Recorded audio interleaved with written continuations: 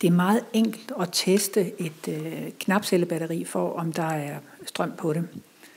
Det er sådan med de her LED-dioder, som vi bruger i mange af vores projekter, der er det længste ben plussiden, og det korte ben er minussiden.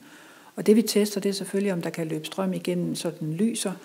Og det kan der, hvis der er strøm på batteriet, og LED-dioden selvfølgelig virker. På dit batteri, der vil der være sådan en forside, kalder vi det, eller en plusside, og en bagside, som så er minussiden. På plussiden, der står der plus, så det er næsten ikke til at tage fejl af. Det er også den tykkeste del af batteriet som regel.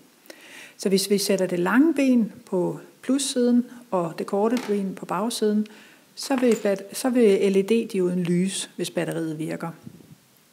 Hvis batteriet er sådan, ikke helt fyldt med strøm, så vil dioden blive svagere og svagere, og når den er helt tom, batteriet, jamen så vil dioden slet ikke lyse længere. Vi kan godt lige prøve for sjov skyld at vende den om. Det sker der ikke noget ved de her små ting her. Og det eneste, der sker, det er så minus forbundet til plus og omvendt, og så virker det ikke. Hvis vi så vender det igen, så får vi lys en gang til. Så sådan får man meget nemt testet, og det kan være en utrolig god idé, lige at teste batteri og LED, inden man begynder at sy. Det er så ærgerligt at have syet en masse, og så virker det ikke, og det eneste, der egentlig var galt, det var, at batteriet var fladt, eller at den diode, man brugte, ikke virkede.